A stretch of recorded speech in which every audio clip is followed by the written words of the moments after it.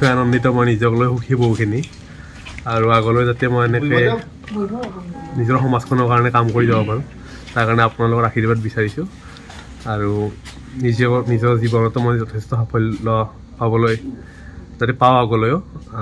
তাৰ কাৰণে মই যথেষ্ট আশাবাদী আজি মোৰ আসাম একাউণ্ট ছাৰ্ভিচত ৰেংক 1 আছিল কি ক'ব মই এটা কথাই ক'ম যে নিজৰ ওপৰত বিশ্বাস ৰাখিব লাগে যে মই পাৰিম কৰিব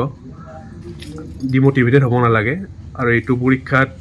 বহুখিনি এক্সটাৰ্নেল ফেক্টৰ থাকে ডিষ্ট্ৰেক্ট কৰাৰ কাৰণে তো সেইখিনি এভইড কৰি চলিব লাগে আৰু আজি তেনেকৈ আগতে কৈছিলোঁ মই যে সদায় নিজৰ কামখিনি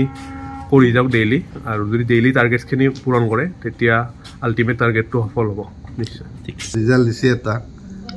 ভাবাটো নাপালেও যিটো এটা আনছি আৰু সেইটো কাৰণে মই আই এম ভেৰি হেপ্পী যথেষ্ট প্ৰফুল্লিত হয় আৰু মই আশা কৰোঁ ইয়াৰ নিচিনা সকলো অসমৰ ল'ৰা ছোৱালীয়ে চেষ্টা আৰ্মিত আছিলোঁ গতিকে বাহিৰতে থাকোঁ মই